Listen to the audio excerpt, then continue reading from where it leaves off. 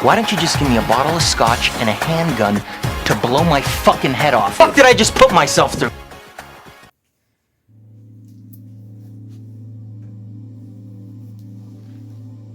Do you mind?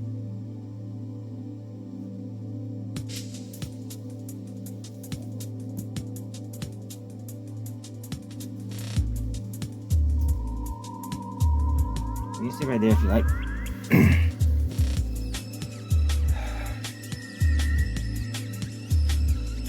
Well, now we go into the final part of ranking WrestleManias. 29 to 40. I'm not gonna sit here all video on Good Friday and talk about things that I don't want to talk about. But I will acknowledge them.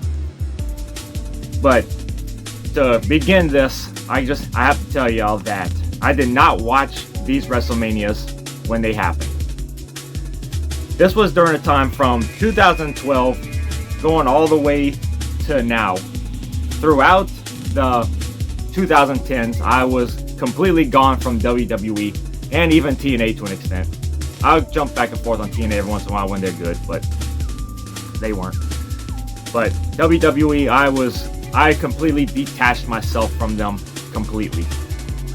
And then that's when I also went to New Japan Pro Wrestling, because reason why I went to New Japan in 2012 is because I started to realize that I wanted to get back to wrestling, but I wanted to stay away from WWE as possible.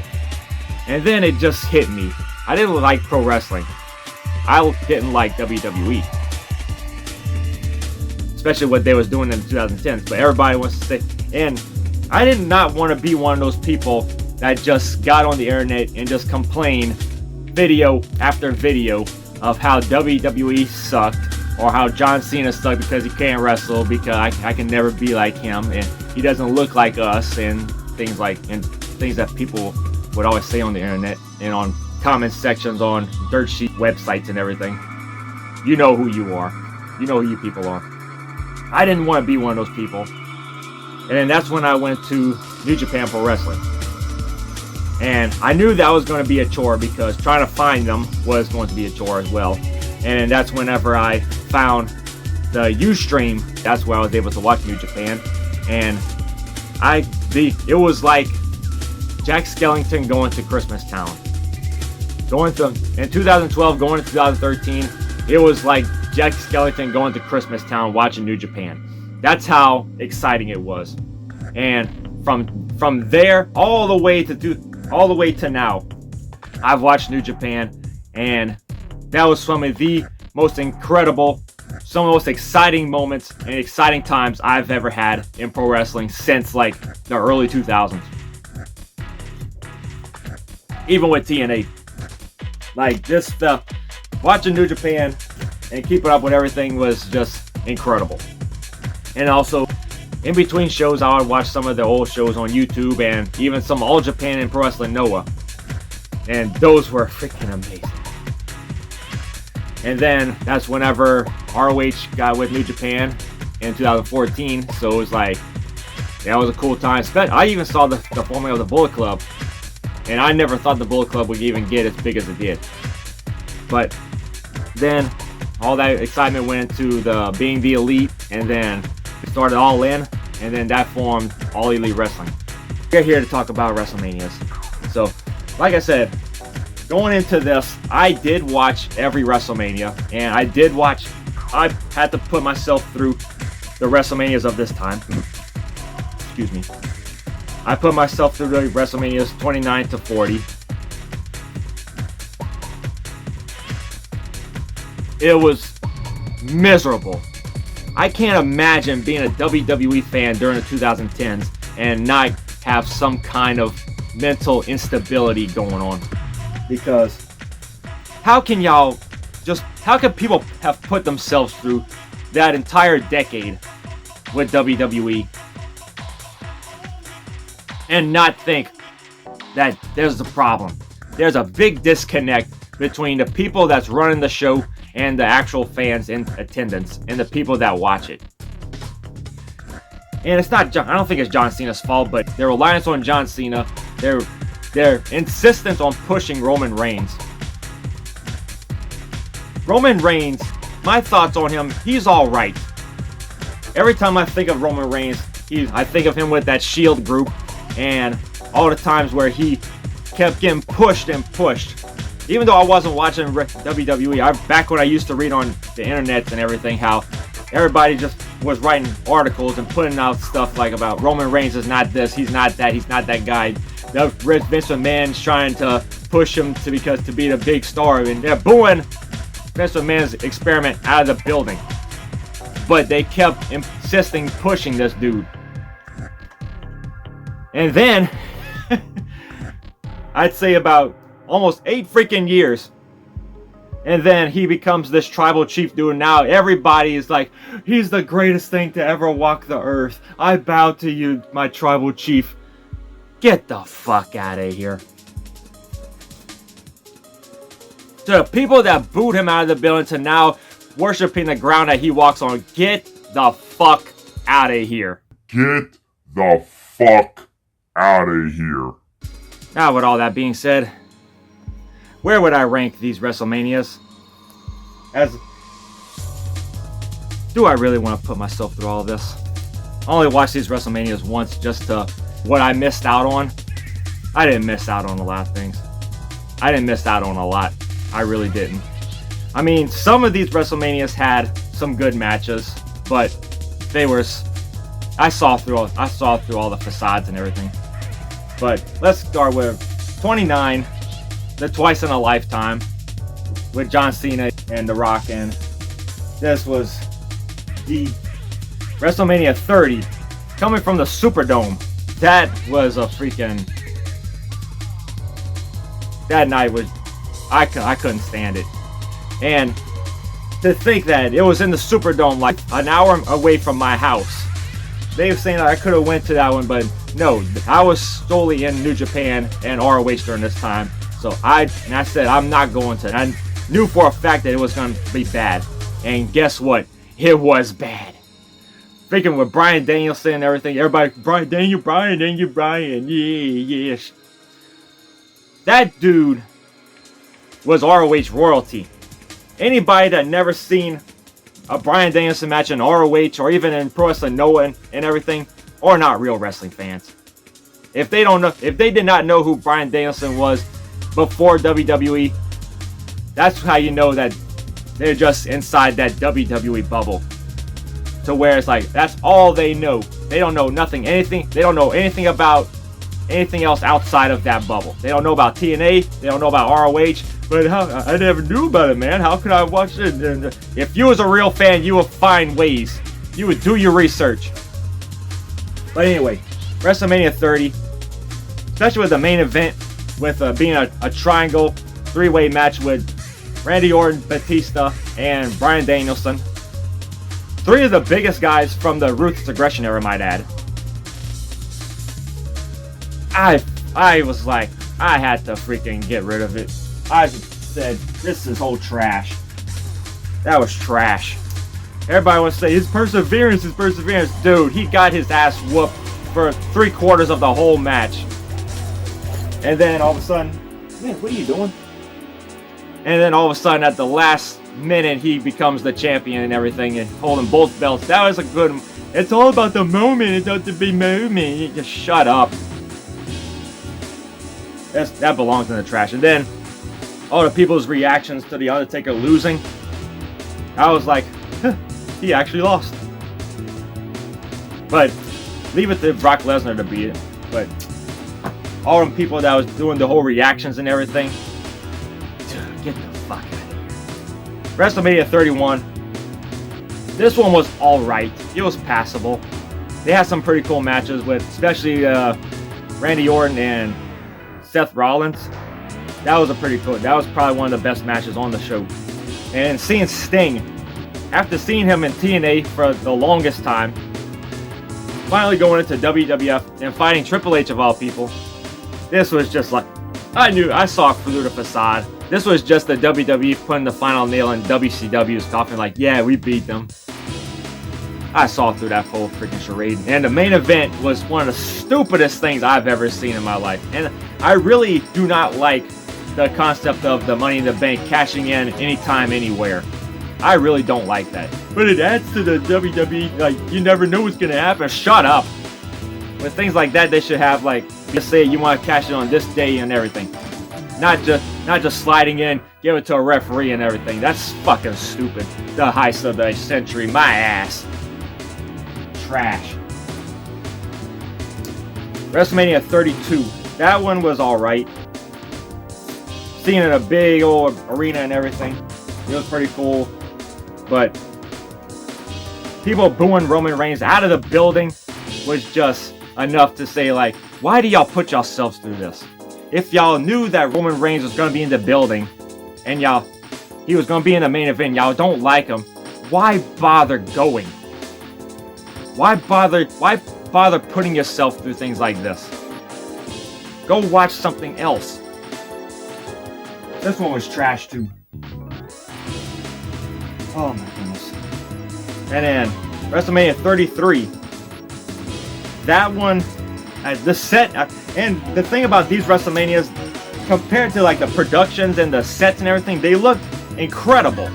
These sets of WrestleMania have been, like, visually, they look great. Especially WrestleMania 33. That was like Tokyo Dome, Wrestle Kingdom levels of great productions and everything. But the whole card's just stunk like freaking dog piss. WrestleMania 33. I think this one was with the roller coaster.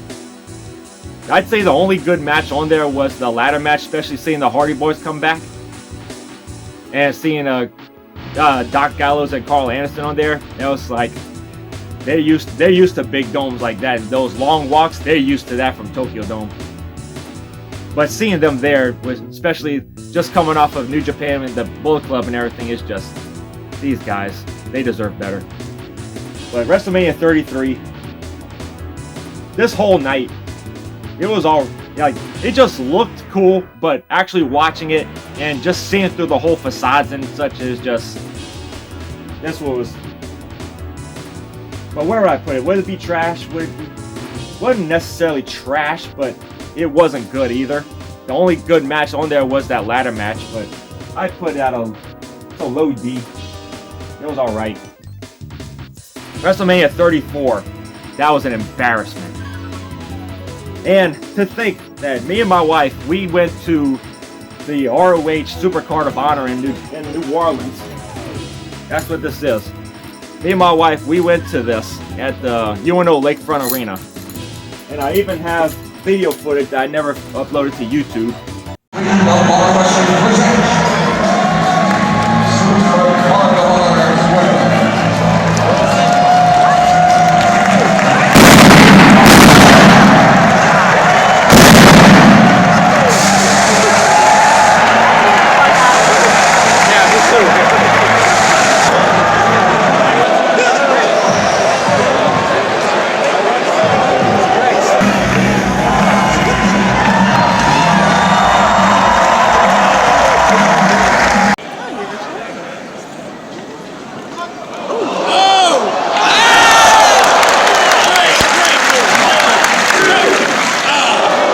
I don't look scared at all, she says. What is this guy doing?